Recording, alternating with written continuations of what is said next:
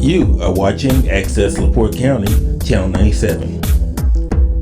Coming up next is the March 6, 2024 meeting of the Long Beach Budget and Finance Committee. You can find more information for this meeting by visiting www.accesslaportecounty.org. Welcome to the March 6th Budget and Finance meeting.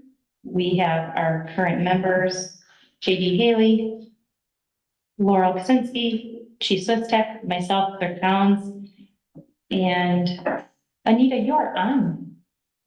Are you on the board? I don't think so. I actually have you as being on it, so you can stay where you are, or you may join us, whichever you prefer. We need a microphone anyways, you know. And we are lucky to have Trista Hudson, town's accountant, with us today, and Joe Jogman on Zoom. So we put out an agenda that we've been working on, and we have lots of various things to discuss and go over today. I think I can do the one item on here. There's more than that. Annual financial report that we completed on time, and I learned a lot through it. Trista can jump in, but out of that came the capital asset side that the town has to do a little work to compile in the next few months. But otherwise, we verified that 22 was accurately put in and 23 was accurately put in and made that deadline. So that's the update on that. Just a little bit to add, the annual financial report is required by the DLGF, the Department of Local Government Finance. That is the agency of the state that monitors and approves each governmental unit's budget each year. This annual financial report is away at the end then of a year, due by March 1st, technically by the end of February, to report on the year prior. So this year's report was due February 29th because of leap year, and it reported on all of 2023 financial information. Shows receipts, expenditures, shows current cash balances, as well as a variety of other things, such as a listing of debt, a listing of leases, a listing of capital assets, which we will circle back to later in the agenda today, a listing of town officials, reference as to OPEB, which for you is the fact that the retirees, at least for some departments, can stay on health insurance post-employment, just a variety of financial things to report. That annual financial report is available to the public on Gateway through the open public side of the system. And prior years are there as well. And so the public is able to open up prior years if they're interested.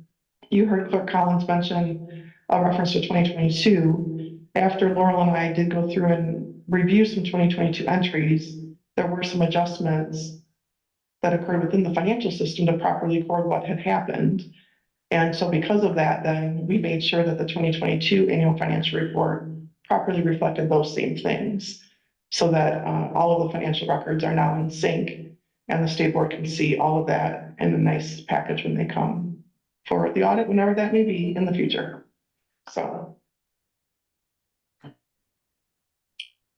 And the quarterly and year-end financial statements. We were able to email out a few days ago the fund projections that Trista worked on, as well as the cash allocation report to the department heads and other relevant individuals that need to see that. That's a monthly thing that we send out.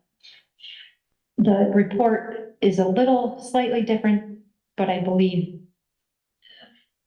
that the department heads will hopefully prefer this kind of slightly revised way of seeing the numbers.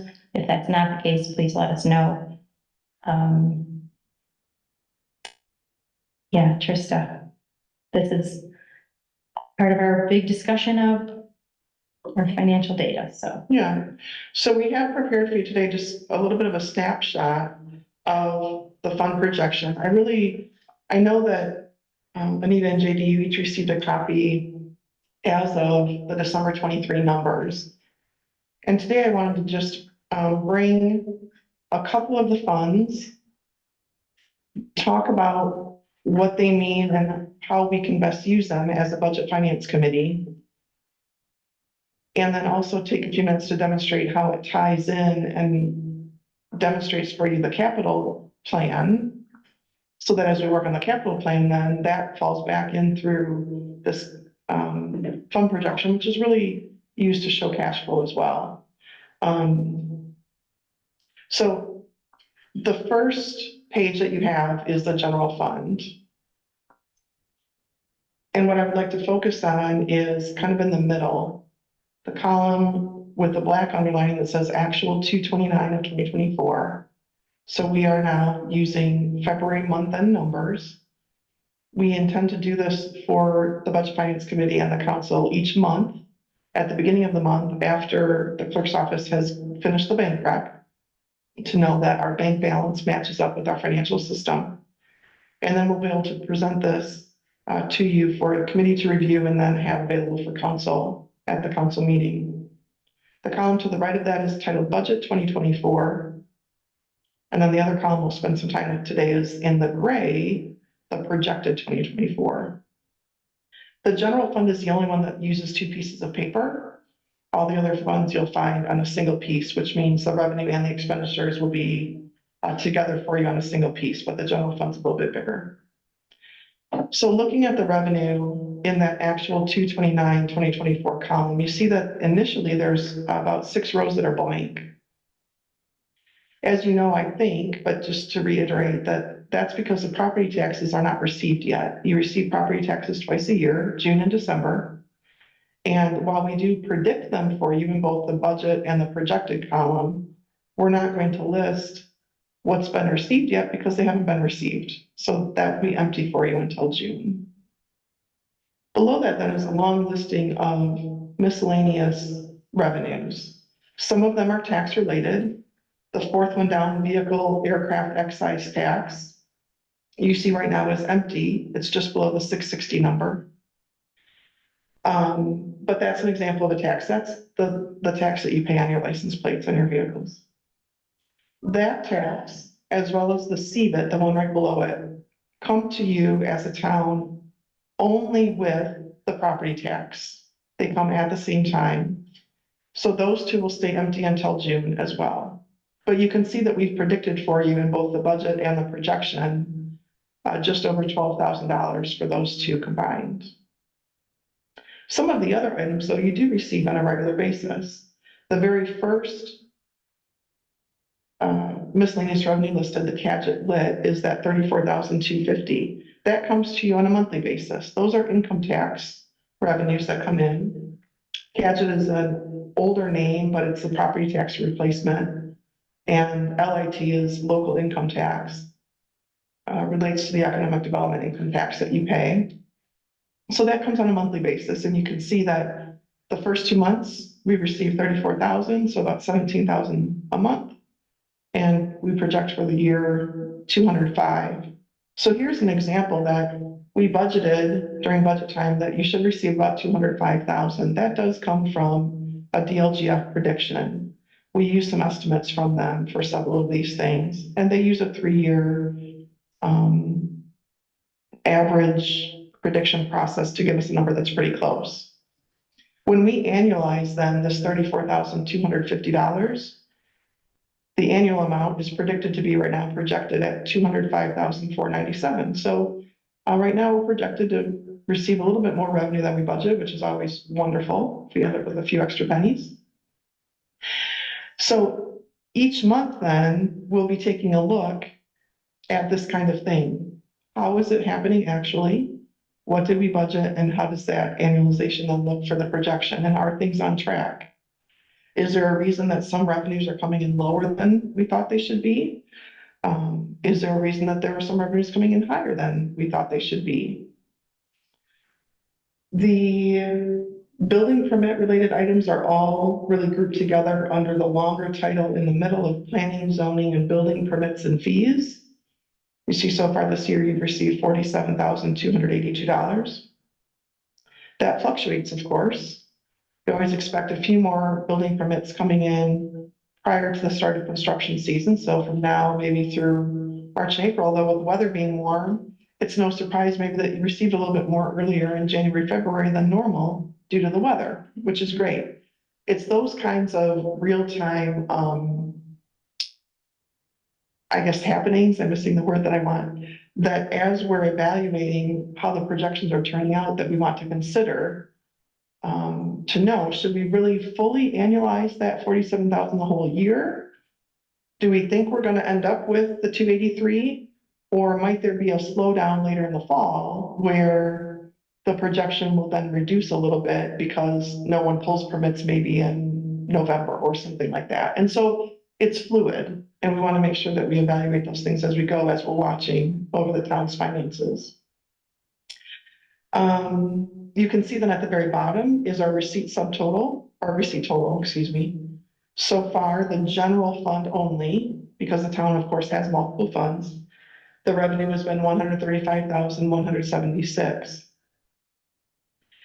Annualized, we project that out to be 1.4 million, which you see is more than the 1.2 million we budgeted for. Again, great if we end up with extra revenue. There often are expenses that come up that we weren't expecting, so having some extra is good. We don't want to immediately turn around and plan to spend that. We want to wait a little bit and see how things are going. But if we do end the year with an overage like this, that's the time then that we can look into the future for more investing, rainy day fund transfers, possibly additional to capital plans that we thought we couldn't afford quite yet. So again, it all kind of flows and works together in a big puzzle. Page 2 then is the expenses of the general fund. Again, same exact pattern. Actual 2029-24 column are the expenditures so far in the general fund. You see the bolded total at 269,000.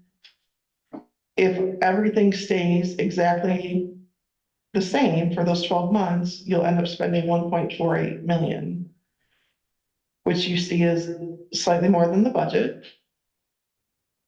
Also, that 1.48 million is awful close in line to the 1.4 from the front projected revenue. So we do want to make sure that we watch closely.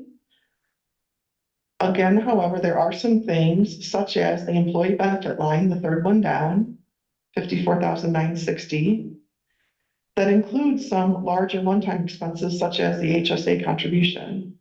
We know that happens just once a year presently. And so right now the math annualizes that, but we know that that's a one-time expense. And so as you look at the annual number, we'll, be able to back that out, and that will be evident as the year goes on, and we can continue to watch that. At the bottom then of that actual 229 column, I want to put in a few more things. Right now, the 269,000 has overspent the revenue of 135, but we're able to do that because we have cash balance in our funds, right? And so we know that at the beginning of the year, we're using the cash that we have in conjunction with the new revenue to get us through until June's tax disbursement comes in. At the bottom, then you'll see 2 rows for beginning and ending balances. Those are beginning of year balances and then end of period balance, which for us here is February. And then the very bottom is the notation that 80,000 of that balance is currently in the CD investment. There's one CD remaining right now invested at the bank of $500,000 total.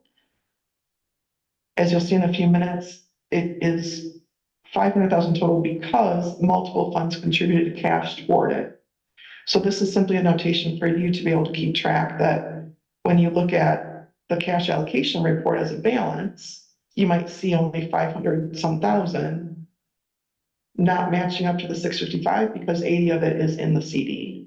It's still your cash, it's still assigned to the general fund. It's just that right now, the way that Civic does this cash allocation report that you get each month, that 80 is down in the CD portion instead. As you work your way across, you'll see those percentages along the bottom. And if expenses and revenues were to occur exactly as projected, you'll see the, cash balance reserve ratio is slightly declining there because the expenditures right now are set to outpace the revenue based on how current spending has been so far this year. Again, it's fluid. As we look at March and April, some of those numbers will change a little bit as projections go.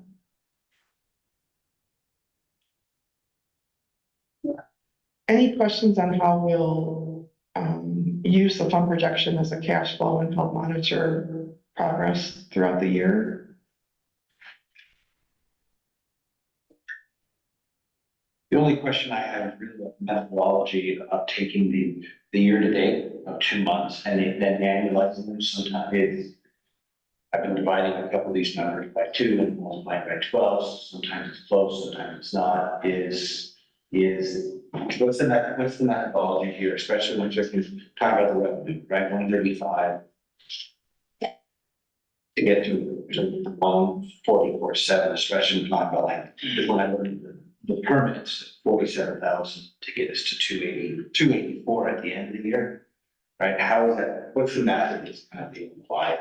So first answer, the 1.4 million does include the property taxes up at the top. Yes. So that will not simply be a multiple of 6 Yeah. of the 135. Understood. And let me look specifically at the permits and just make sure that there's not something else. Trust, if I may, on the fees we were just talking about now, the beginning of the year, all the contractors are bringing in their permits. So that's a large amount of money that comes in January, that as the year goes on, that trickles back. And contractor registration fees also come in. That's, $65 each. right. So And JD, if I take 47,282, Yeah. multiply it by 6, meaning we were 2 months in, it's happening 6 times, I do get the 283 that's listed. that's just the methodology. Okay, Yeah. There's a methodology. So that when we're looking at this, we know how to say, okay, yeah, this is how. Yeah. Yeah, that one. so there's a formula set up in our sheet and, next month, for example, after the end of March, what I technically do is divide by 12 or multiply by 12, divide by the month we're in. So 12 divided by 2 is still 6, multiplied by 6, but as far as the formula goes. Okay. If there is a time when there is a larger one-off, or there's something like Laura was just mentioning with higher in January, and you want us to adjust the formula to better account for some of that in closer detail, we certainly can do that and talk about that. No, I guess from my standpoint, and for those of us that are getting more familiar with this is understanding perhaps some seasonality that may be coming into some of these accounts, like what Laura just referred to. Right, Is that how that includes the expectations? Yes, upfront, there are a lot of fees, but right. maybe not. They dwindle later. Yeah, we can. And- Understand. One other good piece I should mention, we leave the prior years, you see columns for 2021, 22. Yeah. A good historical reference, last year in 23, we did hit 255. I think everybody was a little bit surprised at that because historically prior, we had expected 160, 170. So you'll see in the budget of listing 101, conservatively so.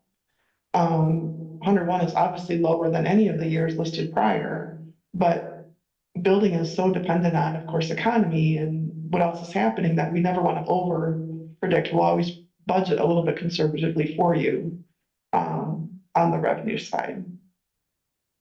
So,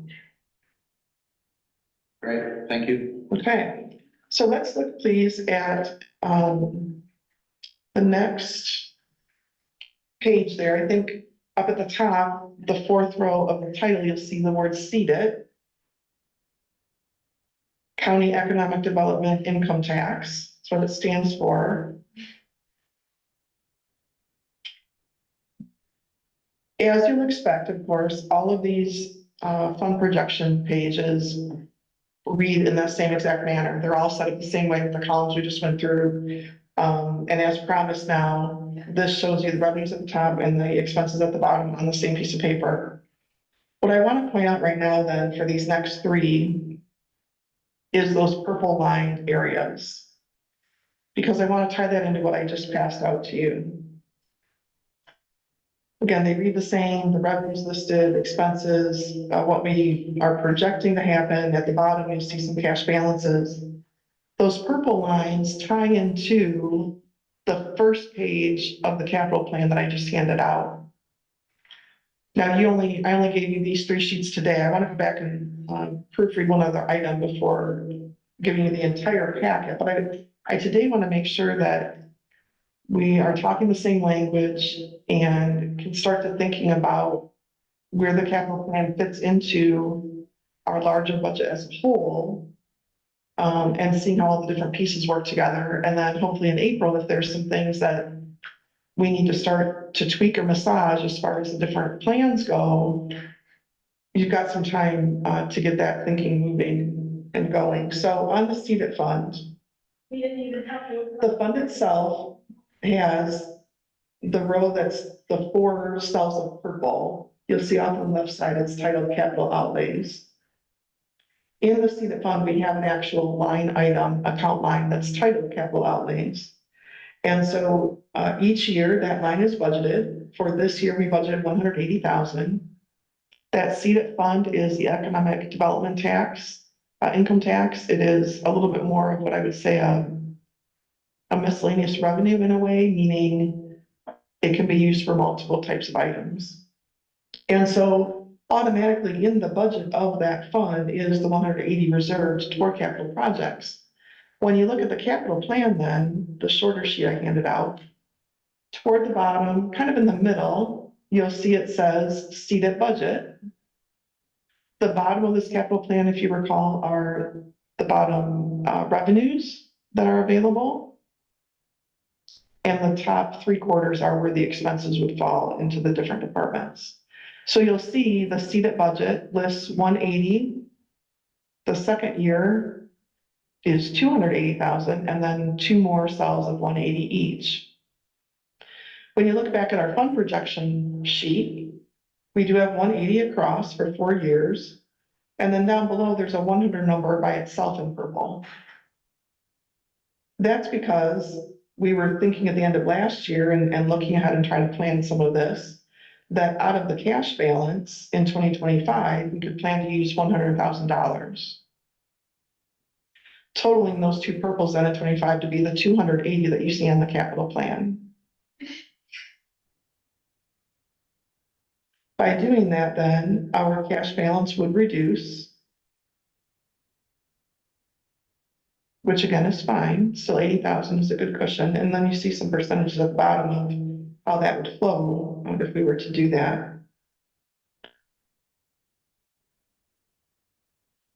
So the $100,000 amount in the seeded projection that is additional would not be listed necessarily in the 2025 budget originally, unless you had something identified and earmarked for it. What I mean by that is we have 100,000 allotted for it. It's reserved for capital items. At the point in time that it would be to get ready to spend that, then you could do an additional appropriation, which is a simple process here in council, and then the money is ready and available. If at the time you're doing the budget for 2025, you have identified well that you know for sure that 100,000 will be spent, then we can just go ahead and put it in the budget right off the bat and have it ready to go. So there's 2 different ways to handle it when you're using cash balance toward capital items. And it really is just a matter of planning and communication and knowing the timing of when things will happen and the certainty of them as to whether you budget it right away to start with or add it to the budget later. As you look at the other 2 fund projections I gave you, again, just as examples for today, you'll see similar patterns. The riverboat has some in capital budget and some more out of the cash balance at the bottom. as compared to lit public safety, which is all included in the capital outlay budget to start with. You'll note that on the seated page, there is no CD investment, meaning none of the seated cash balance right now is allocated toward that CD balance, the CD 500.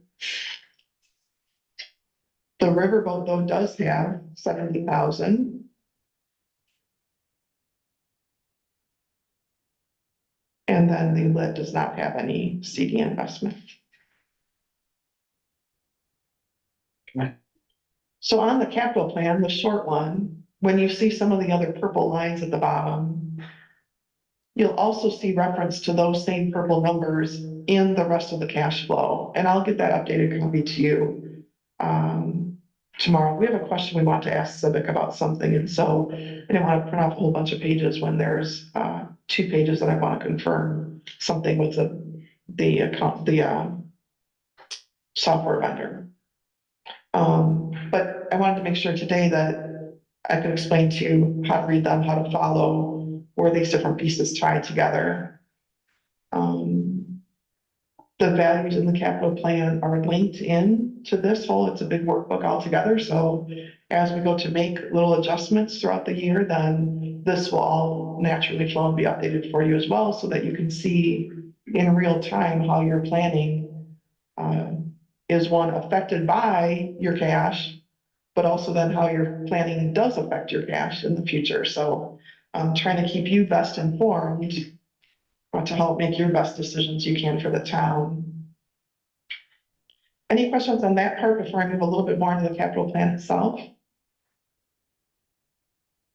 Okay, so then pages 2 and 3 of the capital plan packet are a listing of the items that council last year continued to identify. Prior councils have done capital planning like this. It was not new last summer and fall, but they did spend a lot of time on it last summer and fall and really wanted to drill down and make sure that it could be as best informed as possible. So the listing, page 2, starts, and unfortunately the list is long, and so it goes into the 3rd page for you, but each department during the budget process was asked to make sure they included in their conversation and request capital items that they thought they would need. And let's try to make some forward-looking planning involved in that. And so you'll see under streets, for example, the second item, looking forward to 25, the conversation about the salt barn, a new larger snowplow truck, trying to plan ahead. Can we wait that long to buy it? What condition is it in now? Those kinds of things. The security gate listed in 2026. Is that something that can wait until then? And so all those conversations were had to inform the list that you see here. In stormwater, for example, sometimes you see it just says infrastructure. At this point in time, for example, stormwater 2026, there is not necessarily a specific stretch of piping that might need to be improved upon. They just are expecting that there will be. And so planning for the amount of money that can be available for it now will help inform how much of a project can we do looking forward into the future.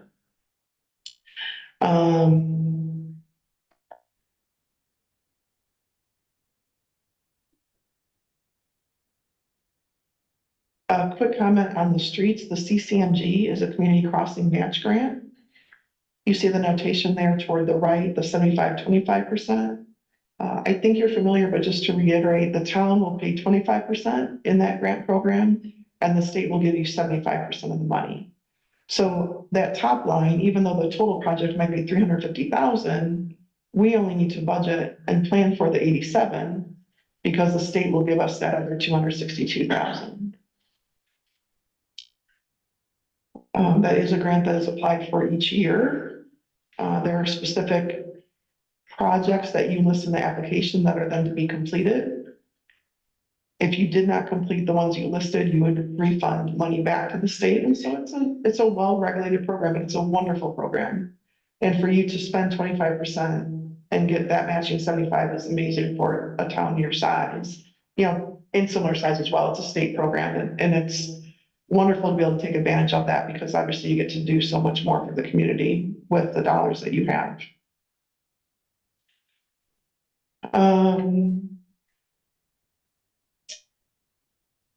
Page 3, there will be probably some adjustment that needs to be made to the police listing based on the recent, I would say, kind of adjustment, chief, to the plan with the new lease for the cars and stuff. And so there are parts of this that will need probably some adjustment at the April meeting. But I wanted to make sure to get this in front of you today, give you some time to think about it. Council, you know, talking with department heads, with Mark certainly as town administrator, and really starting now at the beginning of the year to narrow down into this 2024 list of things. Are they still in the plan? We still need to do them. We do have on the cover page the mathematical figure that you have enough money in the current list. You see there's 38,000 extra dollars on this plan of revenue over expenditures. Now, in saying that, we also need to consider very quickly, did anything happen in January or February that maybe we weren't expecting in December, such as the election cost of 6,000. We had budgeted for 1. So that 5,000 coming out of either CETA or Riverboat, we have to recall on that. Does that affect at all where our plan was at? As well, then that lobbyist fee was not originally included in the budget. Does that affect this plan at all?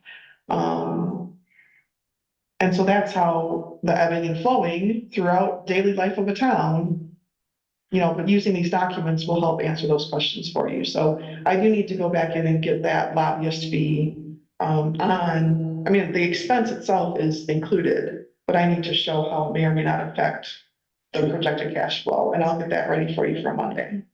Trista, what I'd like to do is make a recommendation that, especially with 2 of our council members here on Monday's council meeting, the council is going to be reviewing some additional expenditures for the public safety building. One, for instance, I'll use is I think it's like $1,863 that we need to purchase monitoring equipment for the fire suppression system that's in the new building. So the fire suppression system was built for the new building in the contract and that, but nobody thought of, you know, it needs to be monitored. So if one of the valves up in the ceiling begins to bring the water down in the fire suppression system, we don't want that building turning into an indoor swimming pool. There needs to be a monitoring system through an alarm company. It then goes out to the alarm company, notifies us that there's a problem in the building. So that's just one of the expenditures. It's like $1,863. And then I think it is roughly $70-some a month annually to monitor that system. Because it has to have a cell phone component with it and things of that nature. And we'll explain more of that on Monday. So these are things that have been coming towards my office that it's been shared with me through the project. There's some other things that the fire administrative staff will be bringing forward on Monday. And I think the council then will have to weigh out where are those expenditures going to be paid from. And obviously, I would recommend probably out of this capital outlay. So with that, I would like to see this committee have just a separate meeting just to talk about capital, where we can go department by department, you know, police, fire, water, street. Let's look at the 2024 capital and then even into, you know, the 5-year outlay, because I'll use for an example in 2024, the street department, we have listed $150,000 for a new street department truck. I have that quote. I received it last week. It is roughly $136,000. So it's a little bit under the 150, which is good. But I now have it in front of Horizon Bank. I shared it with our clerk treasurer, so Meg has it as well, that I sent it to Horizon Bank to say, give us some options on maybe a 5-year payment plan, financing the actual truck. That would then save us in this capital plan some, so that maybe in the street department's operating budget, and I was just looking at it, let's say in other equipment and that, I think they're budgeted for, you know, I can see. they're budgeted $30,000 for this year and other equipment, that maybe we could take the payment for, say, the first year for that truck out of their other equipment, out of their operating budget to pay for, the financing of that truck, or we take it out of capital. Either way, we can find a way to take the 136 and spread it out over 5 years, or if the town decides, we just, pay for it all in one purchase and that. So I think some of these discussions, if we could have that moving forward, even have the department heads at the meeting. They can have Greg, Tom here, they can tell us what's important to them, in the next 2 years and that. Because I think we still, and I know I said this at the last meeting, until we reach May 31st of this year, there's still a lot of unknowns. May 31st, the building's done. All the bills should be in. We should be able to close out, all this. Yeah, so that'll be behind us. There'll be no more change orders. There'll be no more $1,800 for this or, $1,800 for that. Because like furniture, there's furniture that's coming before the council on Monday as well. Fire department is proposing they're gonna pay a portion of it, and they're asking the town to pay a portion of it. And there's a few other items, that I'll be emailing later today, that I received yesterday from the fire administrative staff for the council to review prior to Monday's meeting and that. So I think if we could hold a capital meeting, have all of us here, can be a public meeting, let's have those discussions, give yourself and Meg an opportunity to look at those numbers and see what's, priorities. Like with the police cars and that, this year we were able to trade one vehicle in, got a $6,000 credit. We're only gonna have to come up with the 3 additional lease payments for this year, which is like $3,000. So it's not $30,000, but it's $3,000. And I'm sure we'll find it, somewhere in our budget.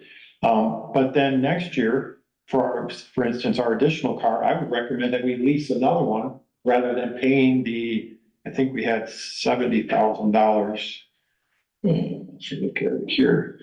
$75,000 we had next year for another police car. Instead of spending $75,000 next year, I'd rather see us spend $12,000 and just lease another one. Maybe a $12,000 expense rather than $75,000. Yeah, and that conversation both for the police cars and the plow truck really come down to, do we want to have the cash to spend at one time? Do we want to then do that in light of the other capital items we have? Or do we want to spread it out over a period of years, 3 or 5, and then pay interest on it? Is the cost of that interest worth the investment for how we want the whole puzzle to look in total? Those answers for some towns might be the same all the time. They might be different each time it comes up. And it might be different for the street versus police. May not even be the same answer, Sure. right? Using this 5-year plan, though, will help inform those answers. If I could add that one of the things that we'd also like to know within the 5-year plan are the things that are actually committed. If there are, for example, the first fire truck. That one I would say is committed. It'll And be it's- there. Yeah, and it's- There's a difference between knowing what we like and what we're having to support, Right, which is, I know to some extent, having that clearly defined, maybe putting it on more sales, probably more calls. well, and here's, if I could, it is on the front page in the fire, and it is on their fire list as well here too. What I would like to know from you is, would the items on this list work better for you if this was just a longer piece of paper and they were all combined together, or do you prefer the summary page? I like the summary page, but when I look at this and I clearly find fire truck, I also can't tell the difference between the 150,000 F-550 and the snowplow that's on the list that's also on this. That is not committed. That is not, I'm sorry, what's that? we haven't made the commitment Yeah, for I see what- the F-550 for the streets, the snowplow. It's in 2024. Yes, I know. I said, But it's not as committed as a fire truck is. Oh, no, we haven't, yeah, Compared we can to, move stuff, some of the stuff we can't. I like this. yeah, no, I agree. Yeah, because the 550 plow truck, so through Sourcewell, which is kind of a government quotation process where they go out, they seek you know, the lowest bid out there, and that through Sourcewell, we got the quote back for, it's like $136,032. So we need to decide, we have like 30 days to take advantage of that quote, or we have to ask for another quote in that. So that's one of the things that, you know, we need to decide, I think, through the capital meeting is, how are we going to do? Are we going to move forward with the F-550? And then how are we going to pay for it or finance it in that? So I think, And I think JD's comment is just on the summary, being able to say, distinguish between some items that are already committed and signed for versus ones that are just still in planning and, you know, the hopes to do kind of thing. just like on the water department, $70,000 for the backup generator. I talked to Greg and Austin. They're like, it'd be great to have it. Do we have to have it in 2024? No, we can get it in 2025. So, you know, those are discussions that I think we could have during that capital meeting. And then the summary page, I think we can kind of clean it up and then, you know, put the items down and update it where we're at with, you know, say April numbers. So. But yeah, I mean, we'll have the water project done, stormwater project done, the, public safety building done, all at the end of May. So those three, all of them should be closed out, payments completed, all the engineering be submitted in that. You'll see, you know, on Monday's agenda, there's an engineering invoice from Haas that just came in on the water improvement, plan. That contract was approved, I believe it was not to exceed 58,000, something like that. But this is one of several of those invoices coming in, but we still put it on the agenda for the council Monday to see that here's the engineering invoice that's coming in on the previous contract that the council did approve. Mark, which one's public safety building, stormwater? What was the third one? Water improvement. The water improvement. Oh, the plan. No, the project, it's gonna be built out, so it was like That's it. 699,000. Okay, sorry. We've made some payments on it, but in total, to Woodruff's, we'll have roughly, I think it's gonna be a little bit more than that now. I think it's gonna be slightly above that, because one of the invoices came in like 20-some thousand over, so it'll be just slightly over $700,000. Okay. So, JD, I did interrupt you a little bit. Did you have something else you wanted to comment about the committed versus? No, I think it's just that having that information would be helpful, and of course, you know, having the actual populated as well of what we've also spent, as we have approved, last meeting, we did approve funds for Lakeshore Drive water, the water plan, and bills are coming in. Last meeting, we spent over $1 million. And seeing that start to show in our actions, I think would also be helpful. On the column there that's listed. Yeah. Trista, I do want to say thank you. I think that really in a nutshell, you just said it's the daily life of the town. And I mean, sitting in on past meetings, sitting in on current meetings, so much of this is discussed. It's discussed at every meeting, every council meeting, police department meeting, fire commission. So again, it's helpful to have all of it, and I appreciate the detail. And this is actually, I mean, I would say in the last couple of years, it's become so much more straightforward about the wants and the needs. And that's basically what it is. You know, you talk about, do we want a generator? We want a generator. Do we need a generator? No. And that also, you know, it allows for, yes, we're spending money, but we're coming near the close of so many big projects. And just the fact that it's laid out and it's straightforward. I mean, you know, the ADA project that, you know, that may be at an end, you know, so there's so many different variables, and I appreciate that they're listed actually in a very straightforward manner, for me. Is, you know, I mean, I assume for other people too, but, thank you. Absolutely. And the forms are just kind of what we found has worked best, but you're happy to change them. If there's something unique about Long Beach that you prefer, and James, that's why I asked if you wanted to say anything a little bit differently. Of course, you're happy to put it, you know, how you need. So just keep communicating with us about that. And I think it's fantastic that it's presented. Yeah, and we work together and become more familiar with other items on here that may have popped up to consider, it would be fantastic, so.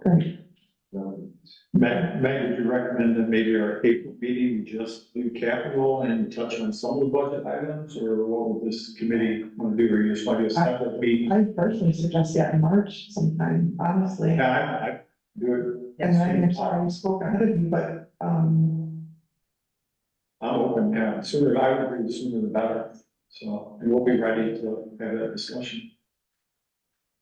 Are we looking to pick that date right now? Or can we do that maybe now? Or how is it, or however you prefer that, we can. Is with other department heads, Greg and Tom, for example, what time of day? First, in the morning would probably be best, like 8:30, 9 o'clock, something like that. Maybe what's your, what's the better for you? No, I can have them then, let's say 1 o'clock. 1 o'clock in the afternoon. Can you do Zoom? Maybe. Do you want to just do an email with a couple of potential dates? yeah, do we want to, how, Tristan? with your experience, just what, is 2 hours enough, or should we shoot for 12:30? if we're focusing just on this kind of list with the department heads have already contributed and ask them if they have different ideas to submit ahead of time, I would think 2 hours should be enough. I agree. Do we want to start at 12:30? Or do you prefer what, is that too much of a lunch time? No, 1 time. Okay, 12:30. I'm gonna look at the town calendar.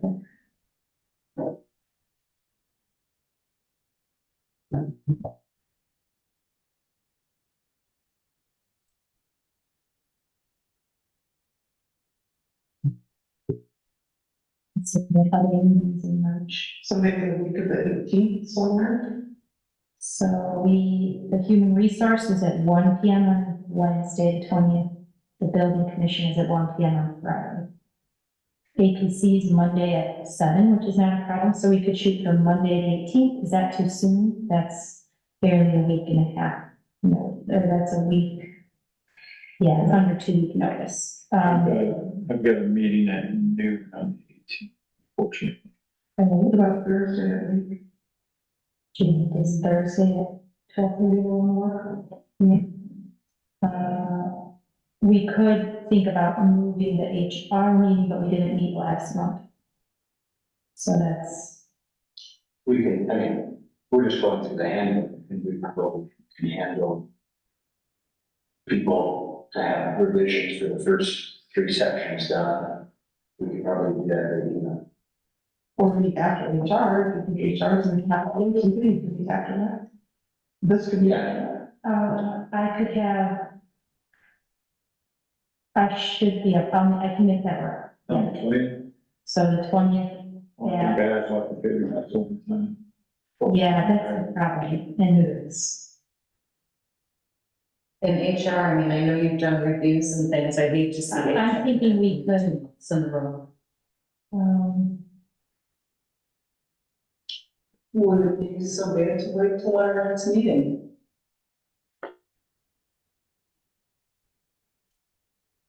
Not only if there were, no, not necessarily, only if there were decisions to make between now and then. when But is our next meeting is the first week of April. What about the 27th? There's nothing on the calendar that day. The 27th, is that too late? I mean, it's earlier than then we can cover our regular items at the budget and finance and just do this workshop at 27th, everybody?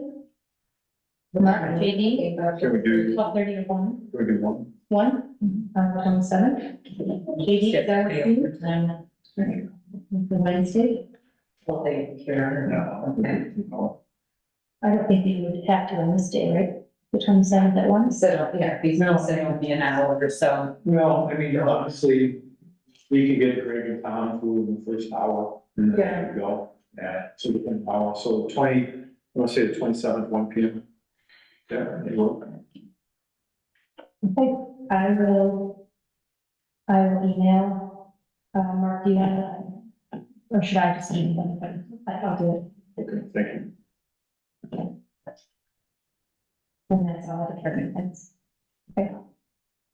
Joe Chapman, is that okay with you? Are you still on? And if you're muted? Joe. What day did you pick? March what? March 27th at 1 PM for a,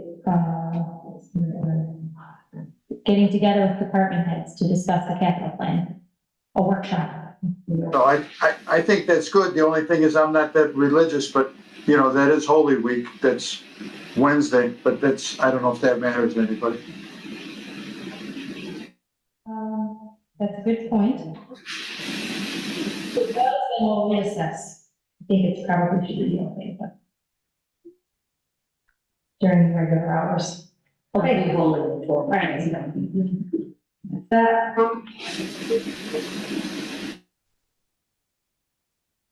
So it's March 27th, 1 o'clock, is that right?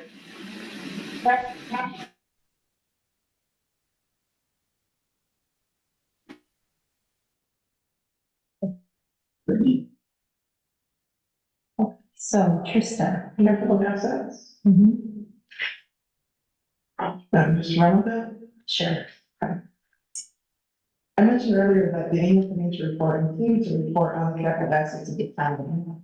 And while it sounds a lot like the capital improvement plan, it's slightly related, but yet, it's a very different thing.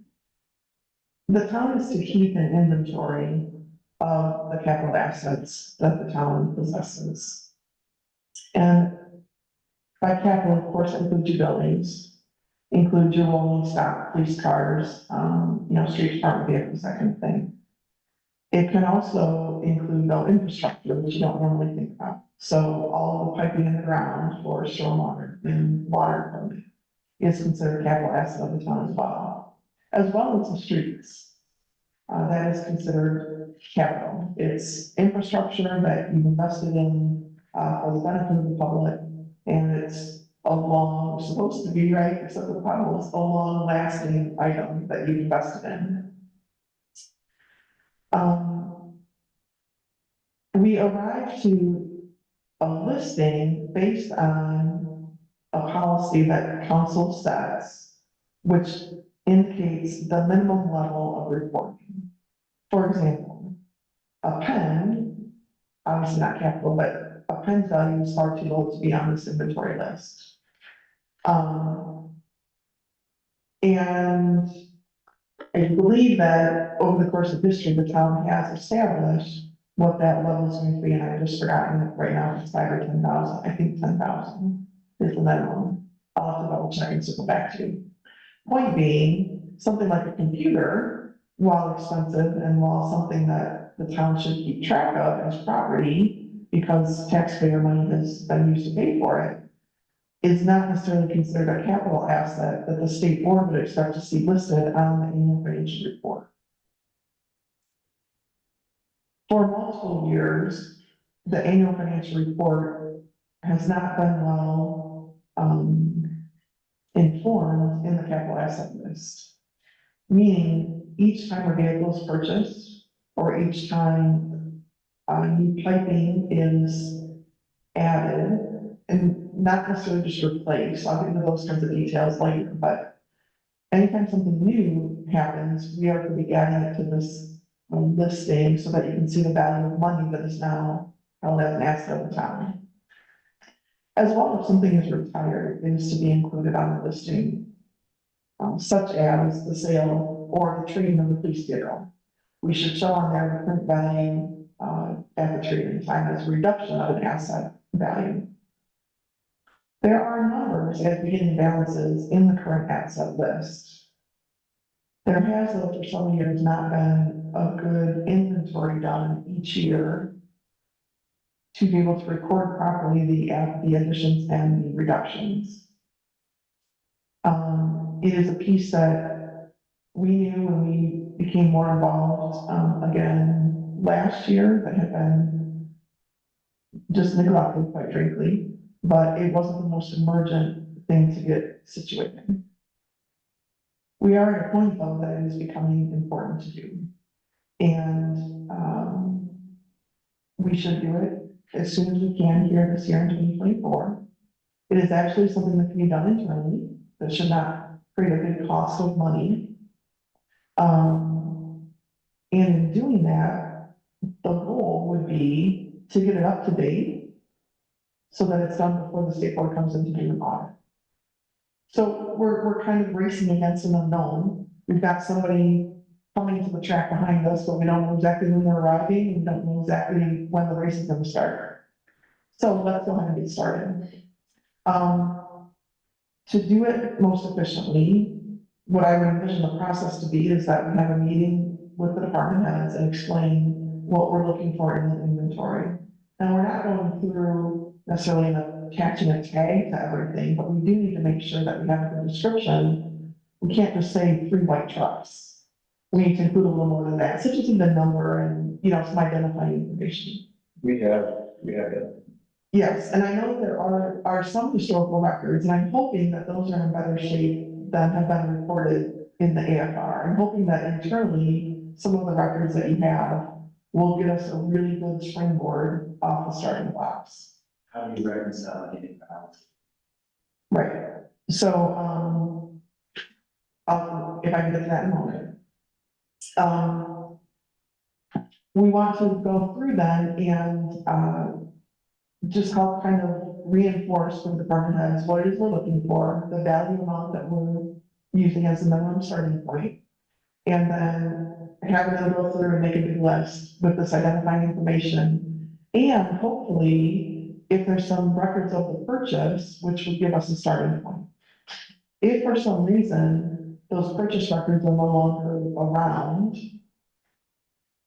then there is a way, with some industry standards that we use the current age of the item and back up to what that original price point, that original cost investment would have been. We have some resources to assist with that, if for some reason we don't have records here in town hall. Part of the reporting includes depreciation on some items. Land does not depreciate, buildings don't, vehicles do.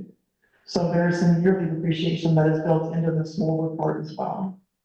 That is not something for the department to determine, but that is something that we have some access to that we can quickly apply for you so that the report can be done correctly. It was specifically decided for the report that was just submitted for the year 2023 that we would not try to guess and just do kind of a good job.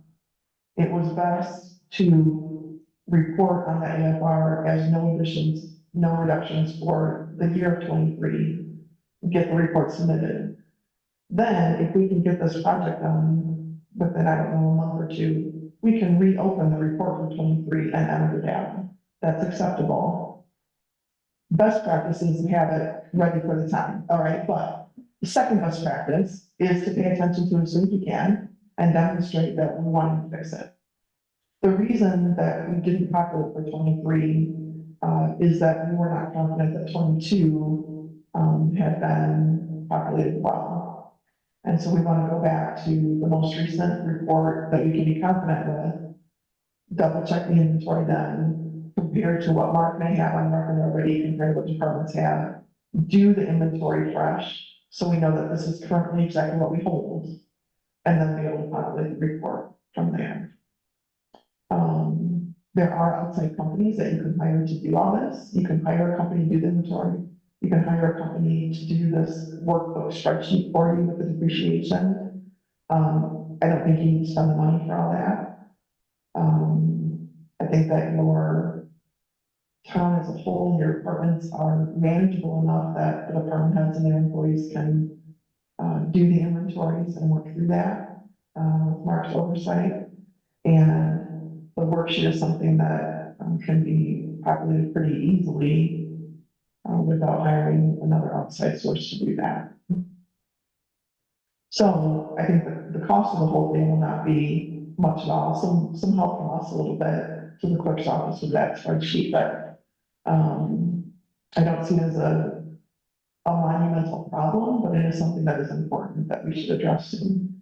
So I can update you somewhat on that. So I'll start with the major assets, vehicles and facilities. Last year, when I was going through the insurance renewals and that, recognized that those have been outdated for some time. So Michiana Insurance and myself, John Jones, we went through, we met several meetings, we went ahead and we updated all our assets. So we updated everything as far as vehicles, VINs, year, make, model, trailers, back trucks, took off mowers that we no longer had, added the new mowers. And so we're up to date on all that. That's a great start. The appendix for the insurance is updated. The most recent change was when we traded in the 2014 Taurus.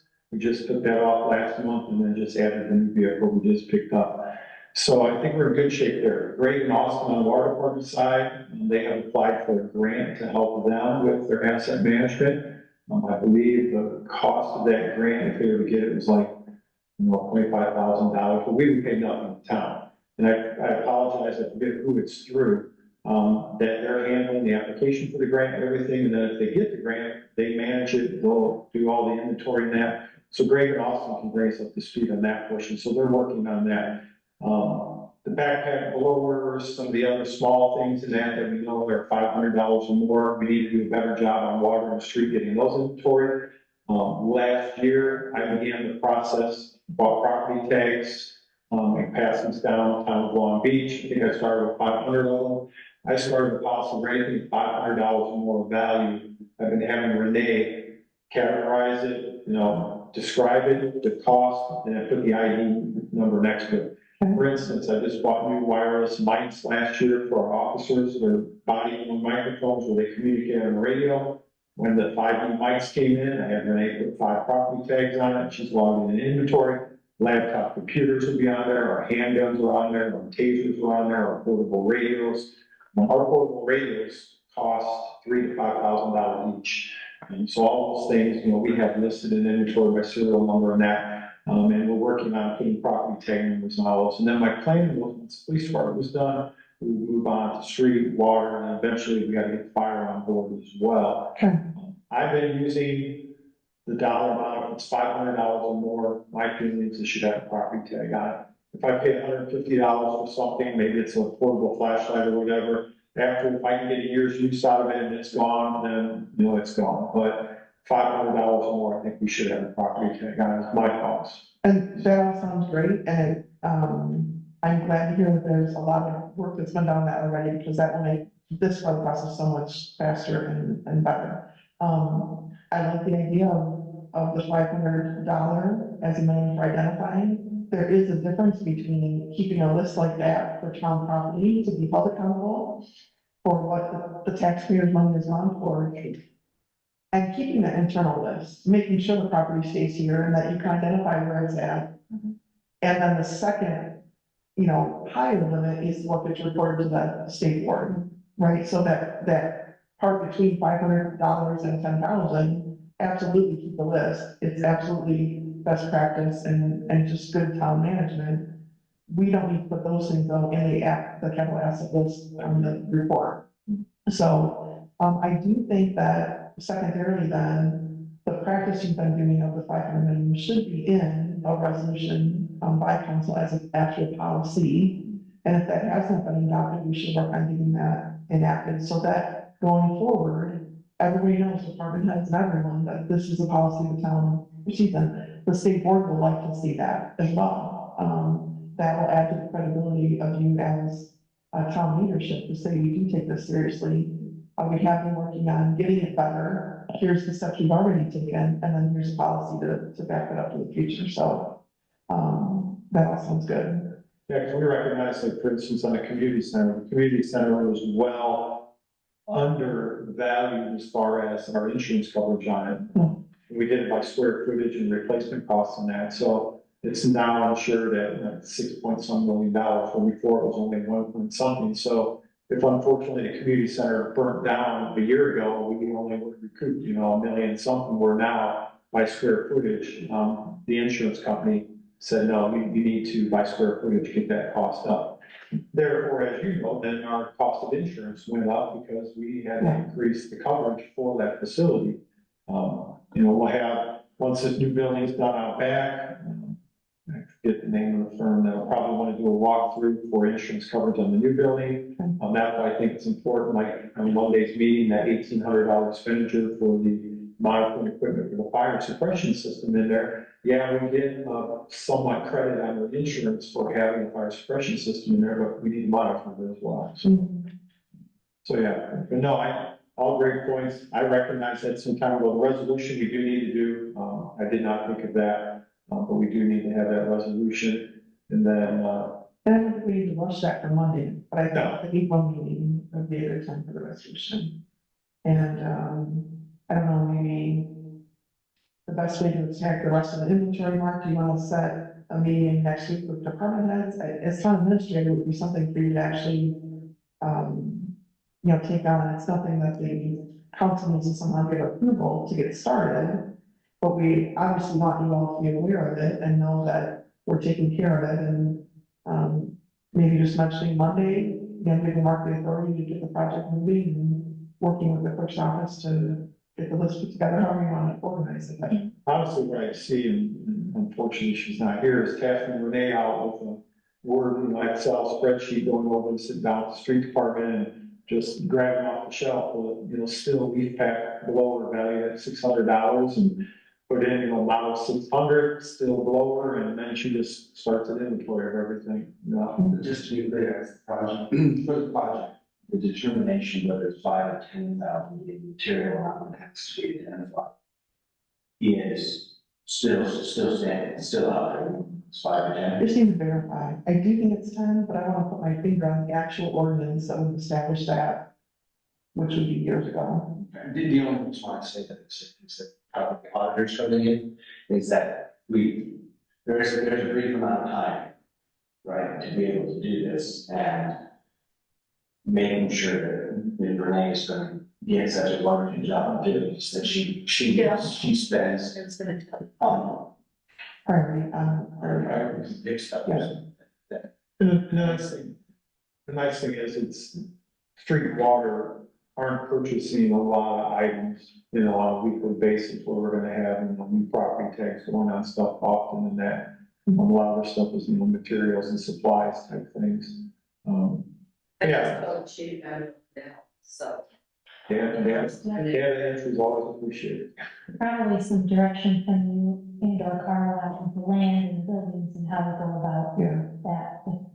Right. That's all on the insurance. We can get from Michiana Insurance on the appendix that we have on Right. the policies that is all that listed. So then, at some point next week, Mark, why don't you sit down with the listing you have, the way that it's organized so far? I'll bring the worksheet you have that we can use. And just make sure that all of the information that we need is collected from the get-go. I'd like to, so the worksheet that you have, is it a format that, like a reporting format they use, maybe that's what we use to keep our. Right, exactly. So that's exactly what I'm suggesting. And, it's broken apart by department. It will help be in place already so that each year you add new, you reduce what's gone, it brings you a new total. It will work well for. Like this morning when I came in, Renee was already at her desk this morning, removing the Taurus off our inventory, putting in the trade value of $6,000 to restore it. Then she knows 3 years from now, if I ask her, hey Renee, when we get to that 2014 Taurus, she could tell me $6,000 trade value. So she's very good about, plugging in those numbers. Then the window sticker on the new vehicle, she has the window sticker, the clerk's office has it, we plug right in what we paid for, the new vehicle. So yeah, we're trying to execute track. Good. I know we're running out of time, so we'll push this along a little bit. I wanted to pass out, so that for sure JD and Anita have this, if not already. Back when the CDs were invested last May and June, I had to put together a way to help track which funds contributed money toward them. What you have in front of you is just a summary page of that investment, and you'll see on there when they were created, when when they matured, the interest that was earned. What I want you to see is that in the middle, there we go. Right above the solid line that divides the town from the water, is that you have one CD outstanding that matures this coming June 2024. That's the 500,000 that we've mentioned as being invested still. All of the rest have matured. Most recently, one town and 2 waters matured in the middle of December. So right now, none of the water cash is in an investment. There is enough cash to do some reinvestment, considering though the discussion we had earlier that there's 700,000 of the cash that's ready to be spent on the project. And so as probably not for Monday yet, but if the council or the budget finance committee have any direction from it to consider, the best way to handle investments is a laddering system, right? A little bit shorter maturity so that the cash is more quickly fungible if needed. But making those decisions in light of what funds don't we need to use for a while. The CCMG fund, maybe we don't need to be able to spend that until July or August. So could we do a CD just geared more toward a few projects where we can use maybe 2 or 3 funds, larger chunks, invest that purposely just until the time we need it, get as much interest out of it as we can. So investing in light of the projects that we know are coming, the use of the money that is needed for, and then also keeping in mind that we do have some that's still outstanding until June that is there, and we need to understand that that money is still tucked away. The other part I wanted to give to you was this. So there's just the 3 here, JP and oops, sorry. That is the resolution that council put in place last year to help guide and recognize the statutory authority behind cash reserves, liquidity, and investment policy. A lot of it is some higher level, kind of boilerplate language in the sense of this is the best guidance.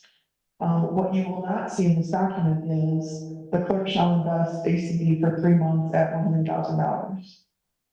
Right, it doesn't get to that level because those decisions need to be informed by your cash flow, informed by your projects.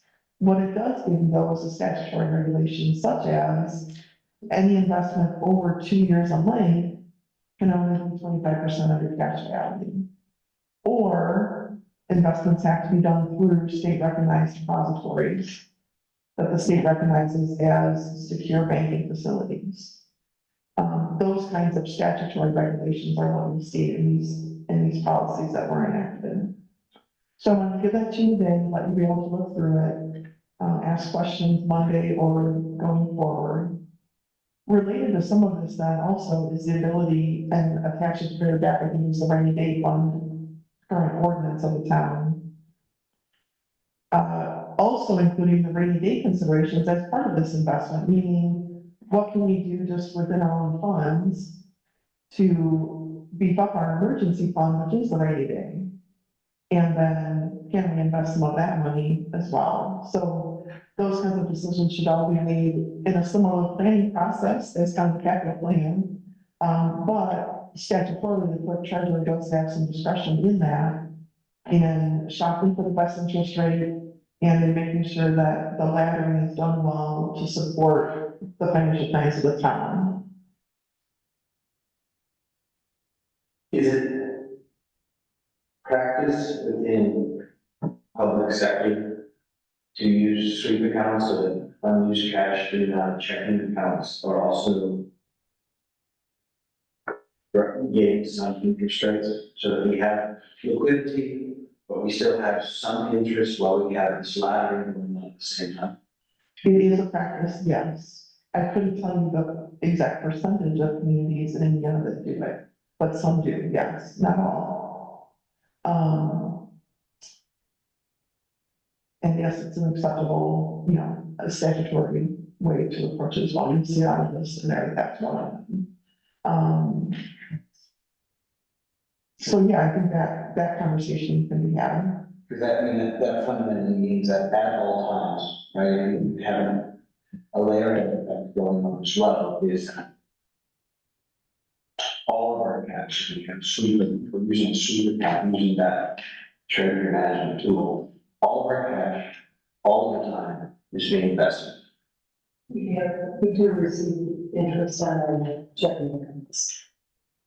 Our operating accounts. And so that would be the consideration of what is our current interest rate on the checking account already? And is there any benefit to changing the type of? Yeah, generally super accounts will be. Oh, yes. Yeah, so, okay. Okay, Yeah, so definitely a conversation to be had. yeah, just especially in this environment, as much as possible. Good, okay, thank you. So again, I'll do the background on that. Rainy day fund, really for conversation today is reinforcing the fact that I think it would be good to, continue to try to do that road with your balance of about 53,000. The point of it is that you have an identified area where extra emergency cash is located so that, if something big were to happen, whatever it is, you have a fund already kind of set up and reserved for that.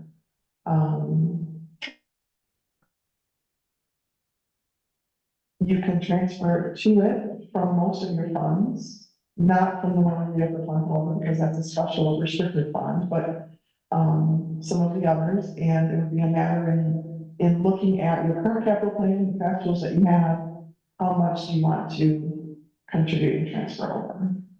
So now that you've got some of this more updated information, I think trying to make a decision on that for the April meeting would be good. You can transfer to the rainy day fund at any time during the year. It looks back at the year prior as far as determining the acceptable amount. 10%, I think, is correct for this year. I think the 15% was last year, based on an ARP exception, but I will confirm that.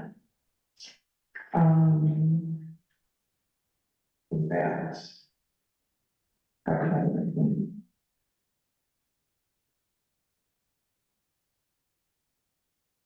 So extra percent.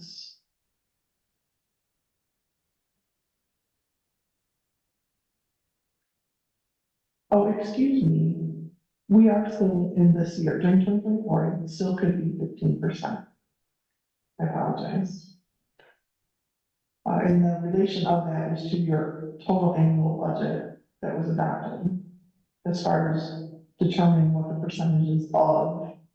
And then it's simply a matter of how much within your cash balance you want to afford to move.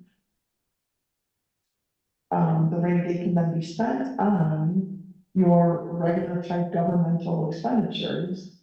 You just simply don't want to use it as an operating fund. You want to keep it reserved for larger emergencies,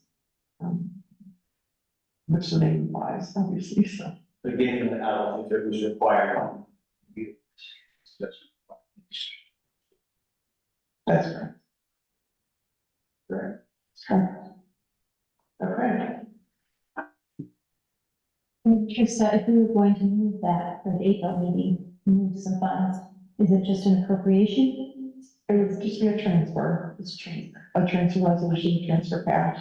Yeah. It doesn't process through any kind of expenditure appropriation. Although we know that Civic likes to report a little bit differently, and so, that's the conversation for a different day, but yes, just simply a resolution of transfer cash.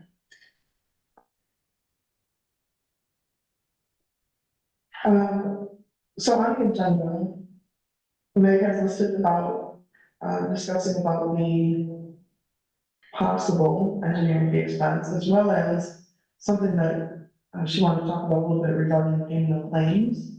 And I know we need to stop pretty promptly at 2:30, or at least I need to leave to go to my oncologist and request her for just a routine checkup. So you certainly don't need to stop the meeting because of me. I just wanted to mention that in 10 minutes I should be scooting out the door. And I don't know on where you want to head next. Does anyone have any questions or comments on the engineering cost? No. No. Spending policy, which ties into what you were just mentioning. Okay, great. I'd say let's just quick touch on that. Okay. So these 2 pages, just to give some background. The first one is the current code of the town. Off of, the public ordinance available there. I did not go back and try to dig out the 1982 ordinance. I don't know that would be located.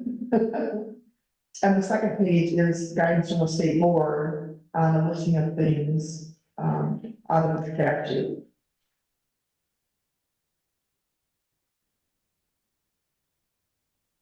So in looking through this information, to just try to answer a couple of questions along the way, I do think it would be a good idea for council, probably in April, to refresh the current, town code that you have.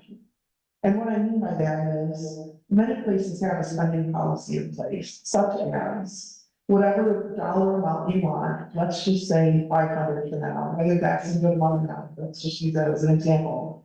And then if a department had wanted to expend anything over $500, they would need council approval. Anything under 500, they could process through, receive the invoice in the clerk's office within their budget again, just on a routine basis. Now, even those lower ones of $400 still appears on your check register for approval. It's simply that it would be prior approval. That's probably a little bit low. For example, vehicle repair on a street department truck, maybe $1,000 is a better threshold. It's up for conversation.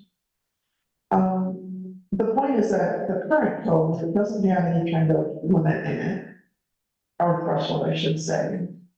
And it really would assist in making sure that just a better practice of checks and balances, quite frankly. However, in getting that threshold, as you see in the listing from the statute on the second page, down at 12 and 13, you do still have the ability for an emergency, for example. If a street department truck breaks down and they need a new water pump for $2,000, that would be an emergency that they can go ahead and get paid for and repaired right away without waiting for 2 weeks for a council meeting to say, yes, you may go ahead and spend $2,000. Now, it still has to be within the budget. The budget is never circumvented by any of this. But something like a new set of tires is probably not an emergency that, based on the threshold, that would be something considered they could do without approval. So there's different things to discuss. Point being is, on number 13, you can set your ordinance up to say whatever it is. So maybe your regular threshold is $1,000, but then you're gonna put in a couple exceptions for vehicle repairs or for, other routine things you know that they may need to spend on that's more than that amount of money, but that council's comfortable with them using their discretion to do. Because you do still want to be able to trust and let your department heads work on their regular routine daily business that they need to accomplish. Or can we create an approval threshold budget and department had 1,000 emergency mark and layer. So Yeah. that we can get response to, so that we have some check and balance. We had this discussion with the prior council and it was $5,000. So anything above $5,000, I would then go to the council and I would inform the council that the expenditure is $6,500. And let's say we have the money in the budget and I would explain what line item would be coming out of, or if we didn't, typically the previous president, Dr. LeMay, I call Dr. LeMay, like the repair we had on our septic here for the town hall. I think it was like $8,000 we had to put into it. And I said, Doc, it's an emergency, we need the sanitary septic. It's gonna be $8,000, and I explained to him where we could take it from. He's like, great, go ahead with it. It's still bring it in front of the council on that. So typically, we've been using the $5,000 or more, we come in front of the council. anything before 5,000, my office and the clerk's office confirms with the clerk that the appropriate funds are in the budget. So let's say they were budgeted 20,000 for the year, I still go to the clerk's office and say, give me, current year-to-date balance in there. She'll say there's 8,000 in there, good, I've got an expenditure of 4,800 coming. As long as we're good, we don't bother the council with it and that. So that's kind of how we operate. Yeah, and that process isn't bad, but we should memorialize it in some fashion. So I think getting, There was talk of 2,500 and then they went off of 2,500 and they said anything over 5,000 going to the council. Because otherwise we'll burden down the council with, you're gonna have 10 agenda items on there for 3,500 for this, 2,500. And they're gonna be too slow. We're gonna be too slow to address the things that the town needs to do. Still up.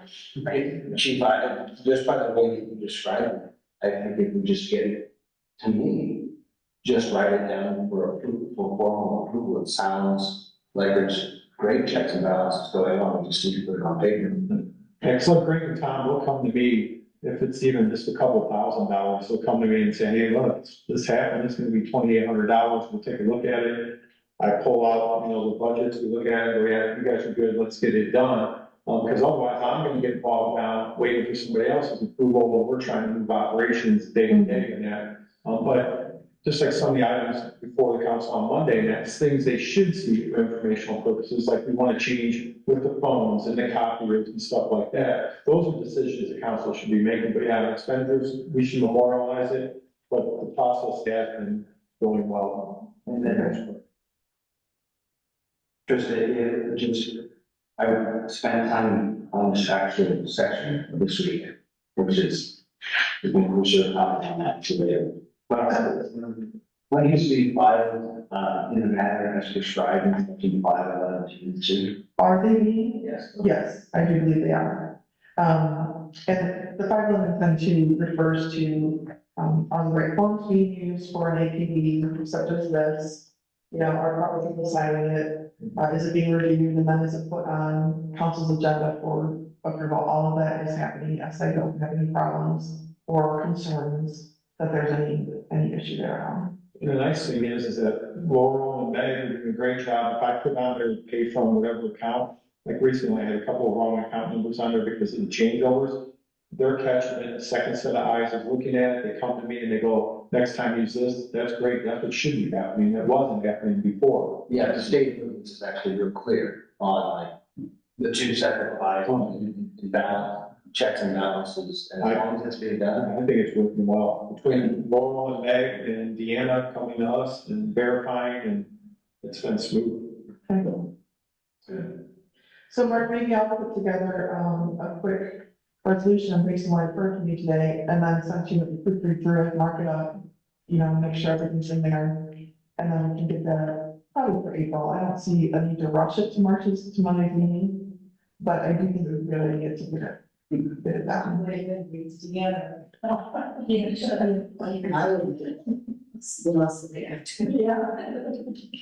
She's about to send it. It's time for you to go, Krista, 2:31. I know, I see that. That's what driving. So Meg, another item we can just talk outside of community. Or, Yeah. The budget one? Oh, yeah. For, something. if we're doing that for the April meeting. Yeah. Revising this. Yeah, no, this is just about documentation and right, we can address that. Okay, Yeah. and then the last thing on the, budget process. Wanted to mention quickly, again, starting to get you thinking about it.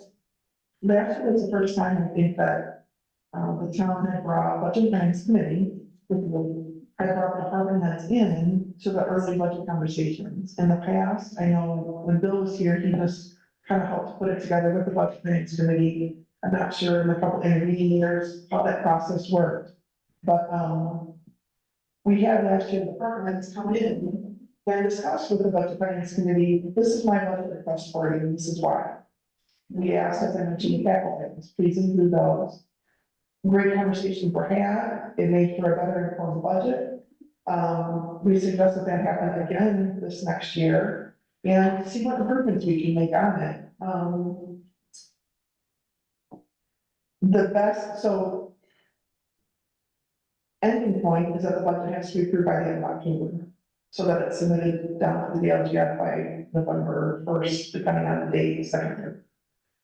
Backing that up for the council purpose, then, it's my suggestion that you have your second reading of the budget in September, which leaves October available if there's some kind of emergency and you have to continue from September to October. Or the conversation was needed just to get everyone comfortable. There have to be 2 readings on the budget, so if you plan that to be September and August, then the Budget Finance Committee really needs July and a little bit of August to really work through and get it balanced. I mean, meetings with the department heads really should occur already in May or June.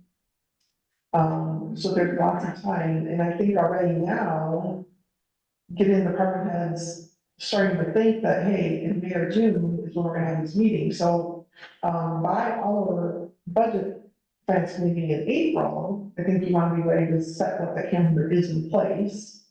A month would be long enough for a department head to put the budget together for the next year. They've all been here quite a while, so they know what they spend their money on. But I think at our April meeting, we need to set what we want those deadlines to be. You don't necessarily have to pick the date of that department head meeting yet, but just to know that it's going to be in May or it's going to be in June, and then be able to just kind of release the process moving forward. So that's why it was on today's agenda, to give you kind of informed and thinking about. That was an invaluable day for me to the government department. That's really just.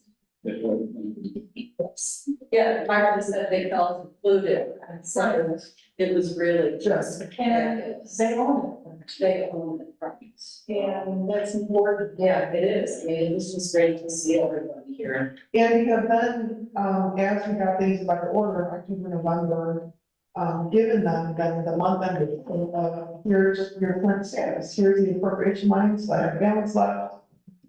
So that they can continue to stay informed and have good spending practices. And then like Trista likes to tell us, mid-November, quit spending, we all go out here.